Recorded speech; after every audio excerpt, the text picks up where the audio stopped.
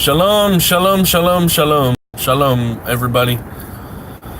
So, I'm gonna give a little bit of my testimony. I have part of my testimony up on a blog somewhere, but I might as well talk about it right now. So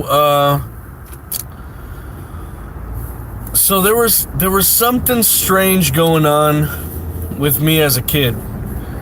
Something I haven't told anybody except for my wife.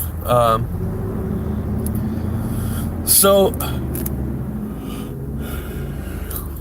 everything I'm gonna say, hopefully it ties in to to show you guys, you that are spiritual, you that are in in tune with the spirit, show you how I was a little kid, little toddler.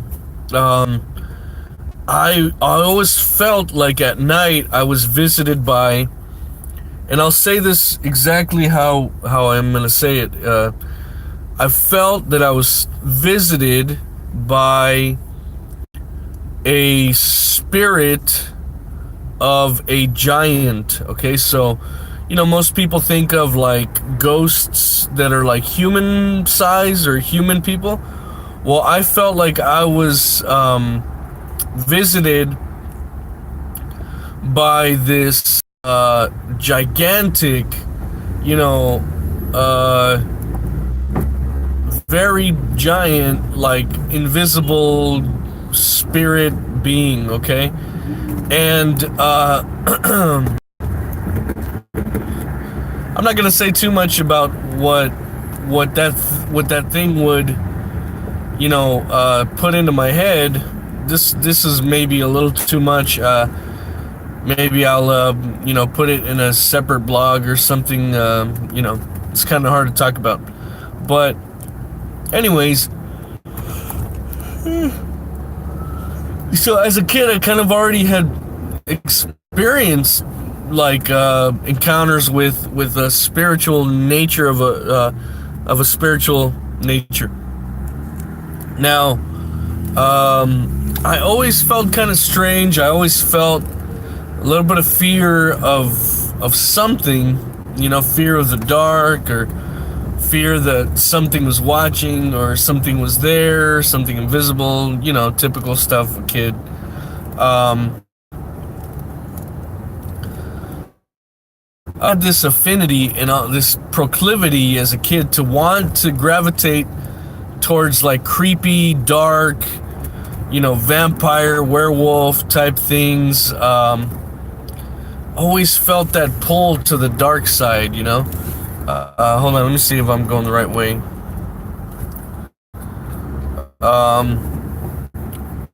Yeah, so I kind of, also, kids at some point, in the teens,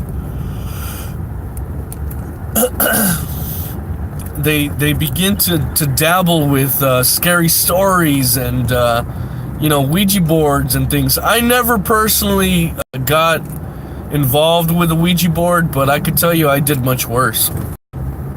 I started watching some things on PBS that, PBS of all places, that they got me curious about lucid dreaming, about the astral plane, about astral projection, about lucid dreaming, how to control lucid dreaming, how to sharpen your psychic, quote unquote, psychic abilities. Before doing any kind of research, before even, I didn't even have the internet back then, I was kind of already being seduced into thinking I was some sort of empath, some sort of empathetic, psychic something or other, and it was strange. People of like gypsies would come up to me and talk to me, and these weird Hindu gypsies would always come up and talk to me too, and it was really strange. So I remember very clearly, and one of my really good friends, he's my brother, almost. will remember this one movie. That he got me tickets to. My friend Alfred got me tickets to this movie, Stir of Echoes. You know, he called K-Rock or something, and K-Rock got us tickets to the advanced screening or something. And that movie just seemed to explain what I was feeling, you know. So I in my young teenage kind of abused, fractured mind, I thought, you know, this is me. This is what I go through. You know, I understand the spirit realm. Maybe I can speak to the spirits or something like that. You know, I definitely believed because I'd always been kind of in contact with a spiritual something or other. You know, and growing up in church. I heard certain things. So as a toddler, I kind of some things stuck to my mind, you know. So later, you know, I during high school, you know, I would practice like meditation. I would practice what would be considered interpreting of dreams. Since my name was Joseph. Since my name is Joseph, I would often, interpret dreams for people, you know. And later I would get into some sort of Gnostic divination of so-called like psychological, kind of like a litmus test, you know. People, I would do this to people. I did it to some of my best friends, you know. I would say, hey, this is, we're going to meditate, and I'm going to explain to you what it is that you're feeling deep inside, and blah, blah, blah. I saw this on PBS. I saw this on PBS, and we're going to meditate, and I'm going to explain these mysteries of your personality to you, you know? And later, oh man, I can't wait to admit this. I can't wait to admit it. This has been something that's been hanging on my conscience and on my chest for a really long time. So,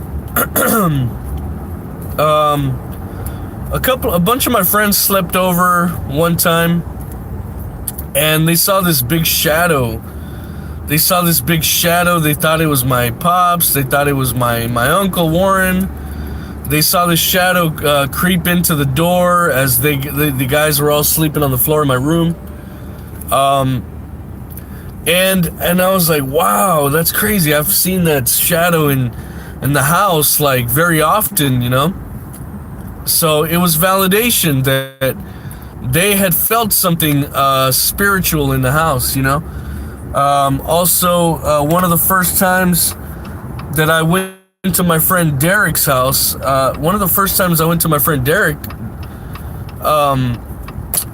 Sergio, and Derek were hanging out at his house, and something whizzed by. I saw a shadow whiz by, and I don't remember off the top of my head if Sergio saw it, but Derek knew because he'd said that his house was haunted, you know. And I do remember later on leaving Derek's house that his dog bit me. His dog bit me on the side of like the oblique. So that was more validation. I started becoming obsessed later on, hanging out with a girl that was also kind of into that stuff, you know. Kind of creepy. And then also later on, a few years later, maybe senior year, definitely she's gonna see this and she's probably gonna hate my guts even more. But I gotta admit that this other girlfriend I had senior year of high school was definitely showing signs of having a Jezebel spirit, definitely a Jezebel demonic entity.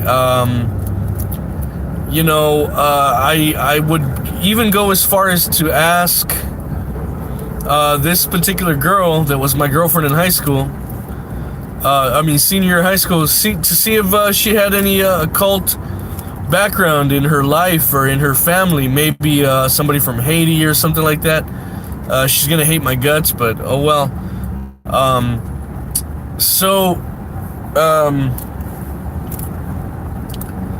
Yeah, so it was like the occult was drawn to me. Later on, this is me being a quote unquote Christian, like in my early days. I attended a very lukewarm church. I gotta say, it was a very lukewarm church, and I'm sorry to say it, but I'm sure they know it themselves. I was taught some really, really bad things by one of the Sunday school teachers. I don't necessarily want to go into that too much. Maybe I'll go into another video. Pretty blasphemous things. Like definitely intermingling of something holy, like the worship of Yehovah Elohim, and the profane, which would be claiming that a certain cult is actually in fact an offshoot of the Elohim's one and only family, part of his family, which is a fallacy. So maybe after early career age, I kind of had this moment where I was coming back to wanting to be a good Christian and going to church every Sunday, but something came over me, and something wanted to be some sort of like a Constantine, like the guy, the exorcist Constantine. So I began to be obsessed with this demonic realm, and with this me, quote unquote, fighting the demonic realm through my Christianity. I would often come into a person's home, and I did this often. I would come into a person's home, and I would divinate. I would sense, somehow in the spirit, I would sense what was going on in the home, the trouble, the problems that were going on inside the home of these people. And I would often get into conversations with them by saying, "Hey, do you see ghosts in your house?" And they would say, "Yeah, we do. We see these ghosts, blah, blah, blah." And I would explain to them, "Yeah, so this is what I'm getting from your house, that you and your wife are having these kinds of problems, and blah, blah, blah." So in a sense, I was using divination, divinating certain feelings and vibes and things in the house, And part of me was always telling them, "Hey, it's a demonic battle. It's a demonic spirit that is in your house, trying to destroy you guys, trying to separate your marriage and this and that, So later on, coworkers would even call me some crazy things, like like sorcerer kind of things. I don't want to say the profane word that they would use, but it had to do with witchcraft.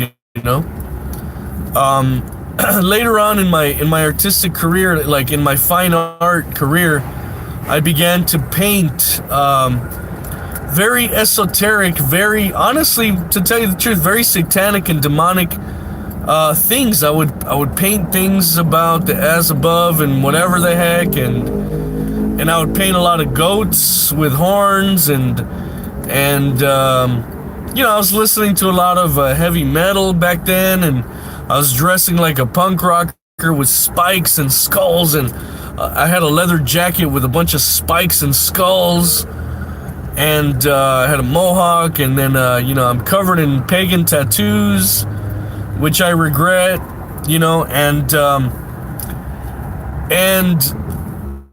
the LA art scene and the LA art world, and to tell you the truth, girls would just, out of nowhere, it seemed like they would just be randomly into me, like these very I don't want to generalize. There was a lot of girls that were kind of flocking to me in those days.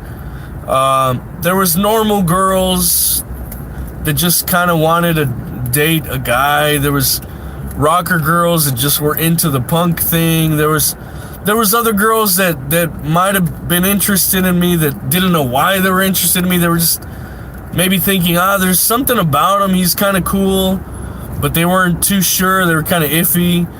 There were other girls that ended up dating me for a while, but the strangest thing is that there were extremely obviously demonized girls that would literally be on the other end of the room and would suddenly look directly at me and come right at me to talk to me. And there was a lot of occultic, demonic pull that was keeping me in sin, keeping me in adultery, keeping me in fornication. Oh man, I'm about to pass a fire. Something in LA is on fire. Maybe the Vertigo Club? I don't know, maybe. Something's on fire. So through some of my metalhead buddies and things, that we would talk about these kind of esoteric Gnostic things. I got involved in some, honestly, more divination, more spiritism. And as I got further and further into this kind of lifestyle, more and more of the I want to say, let's just call them the emissaries, they would find me and they would come and bring news that my career was going to be helped, that my career was going to be boosted and skyrocketed, and I would have more fame and more fortune. And as my career started to climb in the art world, I began getting more and more notoriety, more magazine coverage. Things that I was doing were, oh yeah, this thing's on fire. I can't see what's on fire. Excuse me. Anyways, I'm looking to see, maybe it's a car. Oh yeah, it's a car. Dang it, something in LA is burning. So through all that, because I let so many demonic entities into my life at that point, my roommates were experiencing little kids running around in the middle of the night, little kids that weren't there. My roommates were experiencing little kids walking up to them as they were asleep, tugging on them and running away laughing. And I got into more and more curiosity of divinating, of trying to divinate what these spirits were, if they were a female spirit or this and that. And I had some extreme close encounters with occultists who were probably going to try to whack me and sacrifice my body and life. It was really scary. I got into a point in my life where I was severely demonized. I was under strongholds of fear and anxiety. I was falling for the seductive ministry of the demonic. I believed and I somehow accepted their ministry of fear and anxiety and of death. And I suffered for about 6 years, calling 911 all the time because I was having these heart attack symptoms. I was having friends rush me to the hospital, and because the demonic was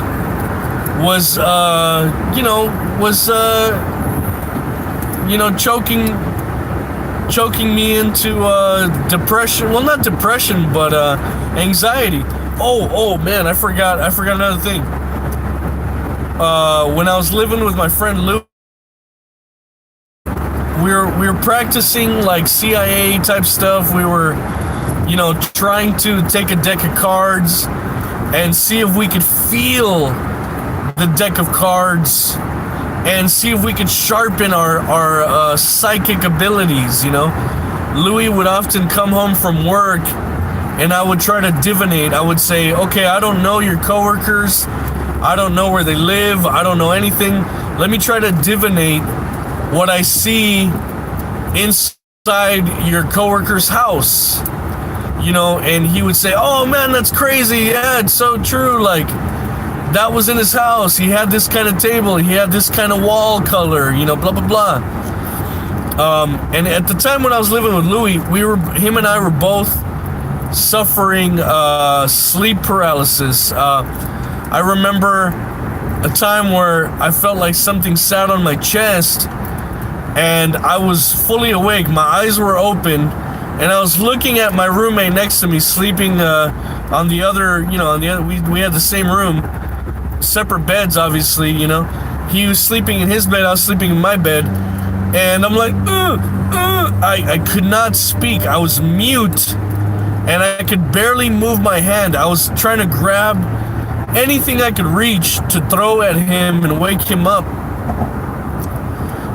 But because I was living in so much fornication, because I was living in so much sin and debauchery at those times, so much just rampant, just disgusting sin and covetousness and fornication, I didn't want to cry out to Christ because I didn't feel I deserved it.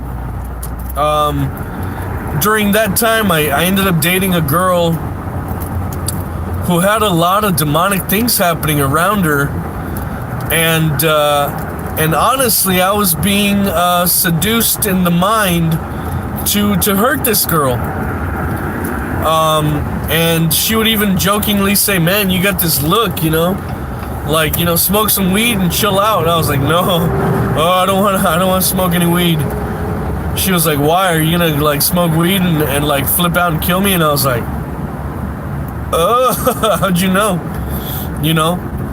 So one time with that girl, things would happen in my car when her and I were in the driving, like our hair would get pulled, she would get her hair pulled, we would see somebody else's hair moving around, not by the wind or not by anything else, but being like played with. At that time, I ended up hanging out a lot of clubs, a lot of bars. I was doing a lot of work, doing my art stuff, I used to paint a lot of very satanic things on naked women, Women would be naked at shows, at clubs or bars, and I would paint these satanic things on their bodies. Well, with the girl that I was dating in East LA, one day, something tried to possess me. I had what was called a power encounter, and this thing threw me against the seat of the car, choked me, and this invisible force, I felt like it was trying to overpower my mind and take over my mind. I couldn't think, I couldn't pray. I was trying to pray, and I couldn't think. The door of my car closed by itself that day. So I finally called out, I said, "Jesus Christ!" And the thing left. I immediately called some of my buddies that I knew were fledgling Christians. I was already so lukewarm, and so I wasn't even lukewarm at the time. I had already fallen away at that time. But I honestly I hadn't fallen away because I wasn't even really a real believer to begin with. So I had these fledgling Christians minister to me over the phone, had them pray with me. I called another buddy who was a minister. I busted out the Bible and started reading it. I was scared to death. So let me fast forward a few years to okay, I'm back. Sorry about that. Maybe hit a dead zone in the thing. So I hit a time where I was going to the psychiatrist, I was going to the psychologist. They didn't find anything wrong with me. The doctors couldn't find anything physically wrong with me. So in an MRI, I started having a panic attack. And at this time, I had been 6 years trapped in panic attacks, trapped in demonic strongholds. So I'm having this panic attack in this MRI, and I'm being bombarded with sound of bam, bam, bam, beep, beep, beep, beep, bam, bam, you know, the MRI. And suddenly, and this voice was clear as day in the middle of the MRI, and this voice said, "Be calm, my son. Be calm, my son." I knew, you know, and I came out of the MRI weeping. I was overwhelmed with tears, and I came out of that MRI, and I got on my knees in the hallway of the hospital, and I said, I just encountered something. I'm keeping it safe right now because, you know, we got to test every spirit. You know, okay, I guess it was a good spirit, you know. I definitely have a different take on it now than I used to have it back then when I would first tell this account of the voice. But I'm just keeping it safe now just in case. But, you know, it led me to Yeshua. It led me to commit. You know, so a few days later, I sat and you know, I made a commitment to myself that I would begin to stop being such a hypocrite, that I would follow Yeshua, that I would follow his teachings, that I would believe his word, that I would believe his testimony, and that I would turn away from all sins, fornication, everything. Later, I met the girl that would become my wife. Sadly, I fell into more fornication with her, but because she was a good girl, her and I made a commitment to attend church together, to get to know Yehovah, and to become good Christians. You know, so we studied, we listened to preachers on videos on YouTube. We studied the Bible every night. And to tell you the truth, I have a testimony with my wife too. I believe that she was indeed possessed when she met me, and you know, and that it was my job to kind of help her come out of possession and come out of demonization and come to Yah. So I took her to church, and she started to change. You know, I used to actually be scared of my wife, or my future wife, as she slept in the bed next to me. You know, I'd have to pray like crazy, and I'd have to read the Bible,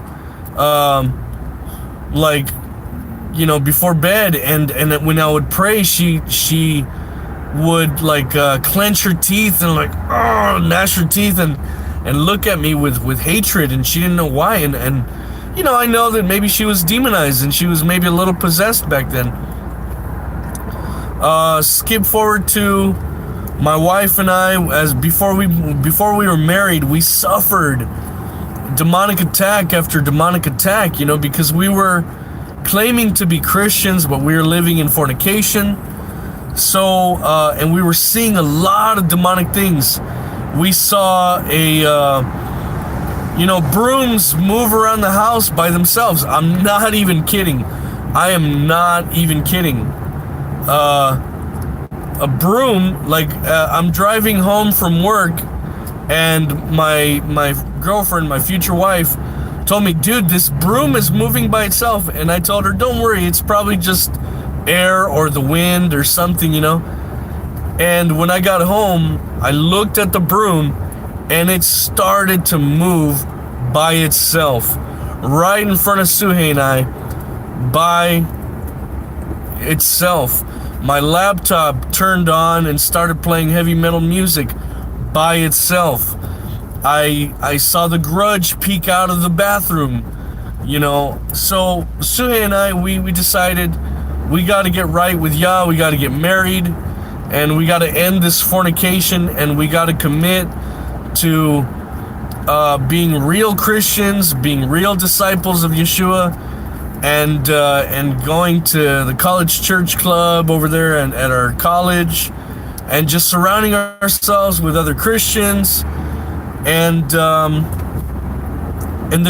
we oh man, one of the pastors of the church where I grew up, he gave me the book The Bondage Breaker by Neil T. Anderson, and I read it, and it changed my life. That book put the biblical texts into context, and both my wife and I were freed of a lot of things. Oh, I gotta go back to the MRI. After the MRI, I stopped having panic attacks. After I heard that still small voice that said, "Be calm, my son," I stopped having panic attacks for a long, long time. But maybe with my wife too, I had another little bout of panic attacks. My wife later on suffered a stronghold that came from the incorrect teaching of an incorrect explanation about the unforgivable sin. She suffered about 3.5 years of bondage to that false idea, to that false demonic doctrine that was keeping her hindered. Now, brothers and sisters, don't get me wrong. The teaching of the unpardonable sin is of Yah and is Yeshua's words, but the incorrect teaching of that can lead to a demonic stronghold if somebody is preaching or teaching that incorrectly. Okay? So my wife was not freed from that stronghold until we were able to study and realize what the true teaching was concerning that unpardonable sin. Later, as I got into seminary, I was also, while in seminary, also being tutored on spiritual warfare. I was given books on spiritual warfare. I poured through them. Consider that my minor, my degree in biblical theology, and minor in spiritual warfare, fighting the spiritual. So at that point, I was not afraid of the demonic realm anymore.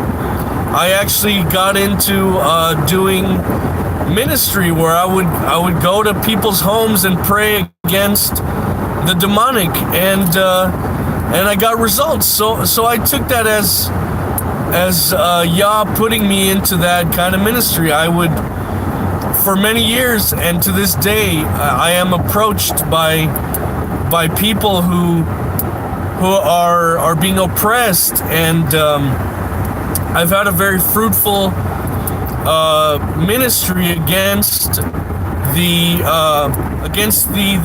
spiritual warfare. I can tell you once somebody involved in the occult threatened me and an evangelist, and months later that occultist person found the evangelist, the other part of my group, and he said, "Can you go and tell that guy Joe or whatever, the other guy, can you tell them to release whatever he did to evangelist?" But he said, "Hey, what did you pray that night against the occultist?" And I said, I didn't pray anything. I just told him, because I know I come from a Jewish, Hebrew, bloodline. I know that Yah, protects those of the apple of his eye. At this point, when I was doing evangelism ministry and things, I was already a full-fledged, born again, completely filled with the Ruach, living holy, living free of sin, doing the work of evangelism. I was completely already, freed. So the demonic didn't scare me. I knew that Yah would protect me against this occultist who threatened to do some hoodoo. Well, this hoodoo guy, he got really sick, and he wanted the curse to be lifted from him. And I said, I will not, because I did nothing to him. It is Yah that is afflicting him, because he threatened one of the apple of Yah's eye, So anyways, brothers and sisters, that's my breakdown of my background, my personal background. Maybe later I'll tell some accounts of some ministry experiences with the demonic. That's it for now. So when you watch my Momo Challenge video, you know that I'm a person that I know what I'm talking about. I have experience in having been demonized and been oppressed by the demonic realm, almost possessed myself, almost having an entity overpower me and possess me. When you watch my Momo Challenge video, you can be sure that I know what I'm talking about. I have this experience. I used to dabble in it, and I got quite good at divination and this calling up the dead. Oh yeah, I forgot about that. Let me before I stop the video. I got so good at the divination at some point that I would tell people, "Give me your hand, and I'll read." And I will give you information about one of your dead relatives, and I would tell you, I know instantly you'll cry within 30 seconds. And I would hold the person's hand, and information about a dead relative would start coming to me, and I would say, like that John Edwards guy, like that crossing over. People would start crying because I was giving them was accurate. And even though I was a lukewarm Christian, I would tell them,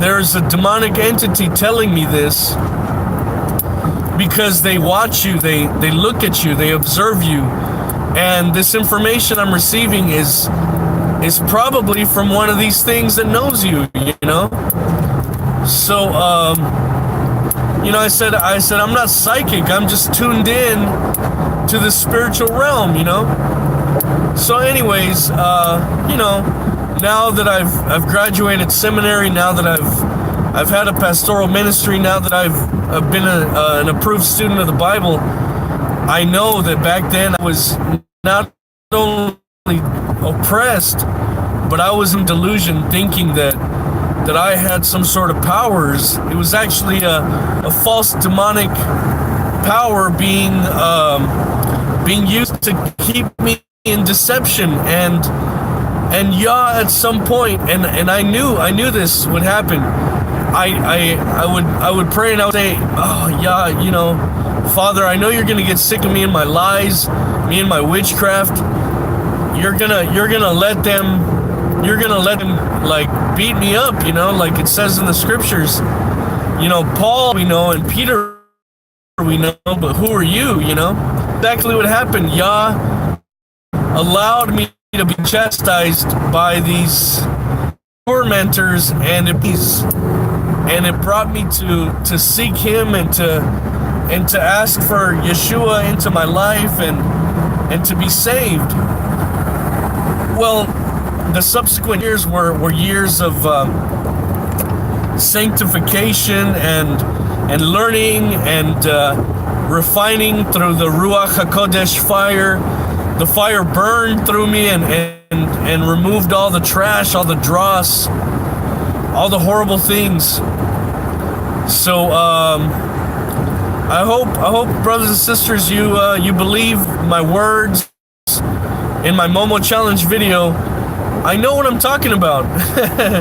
I just dropped a passenger, and I did about a 2-hour ministry with this passenger.